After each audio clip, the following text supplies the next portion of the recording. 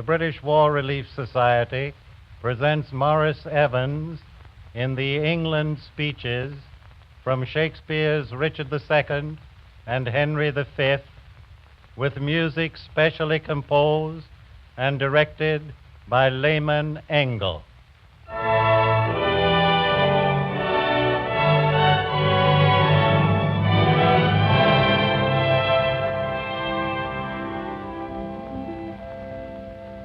This royal throne of kings, this sceptred isle, this earth of majesty, this seat of Mars, this other Eden, demi-paradise, this fortress built by nature for herself against infection and the hand of war, this happy breed of men, this little world, this precious stone set in the silver sea which serves it in the office of a wall or as a moat defensive to a house against the envy of less happier lands.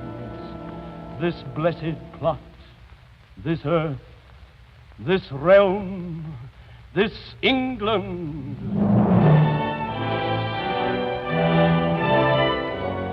This nurse, this teeming womb of royal kings, feared by their breed and famous by their birth, renowned for their deeds as far from home, for Christian service and true chivalry, as is the sepulchre in stubborn Jewry of the world's ransom, Blessed Mary's Son.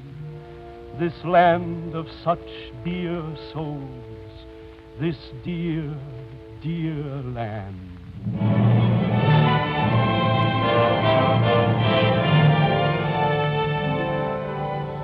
Dear earth, I do salute thee with my hand, as a long-parted mother with her child plays fondly with her tears and smiles in meeting, so weeping, smiling, greet I thee, my earth, and do thee favors with my royal hands.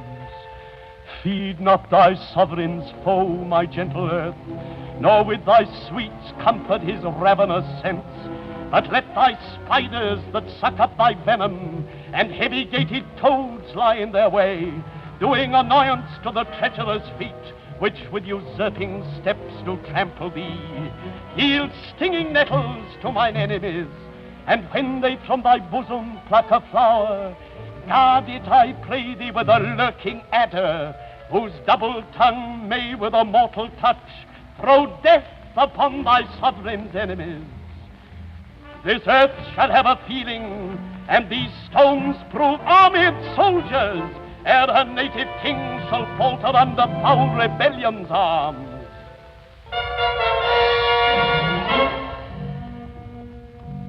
And he that hath no stomach to this fight, let him depart. His passport shall be made, and crowns for convoy put into his purse.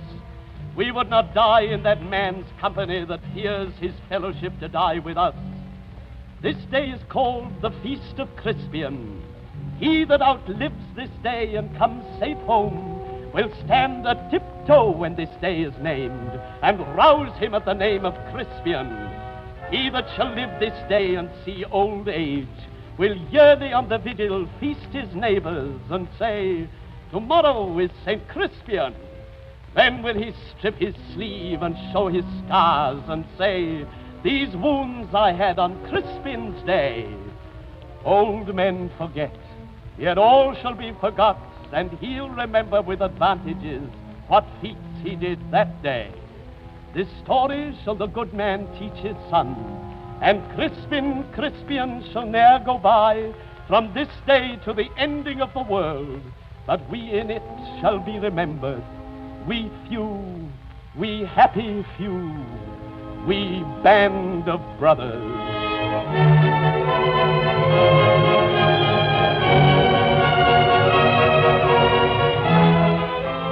Once more, unto the breach, dear friends, once more, or close the wall up with our English dead. In peace there's nothing so becomes a man as modest stillness and humility. But when the blast of war blows in our ears, then imitate the action of the tiger, stiffen the sinews, summon up the blood, disguise fair nature with hard-favored rage, then lend the eye a terrible aspect. Let it pry through the portage of the head like the brass cannon. Let the brow or helmet as fearfully as doth a Gaulish rock, or hanging and jutty his confounded base, swill with the wild and wasteful ocean. Now set the teeth and stretch the nostril wide, hold hard the breath and bend up every spirit to his full height. On, you noblest English, whose blood is fed from fathers of war-proof, fathers that, like so many Alexanders, have in these parts from morn till even fought, and sheathed their swords for lack of argument. Dishonor not your mothers. Now attest that those whom you call fathers did beget you. Be copy now to men of grosser blood, and teach them how to war.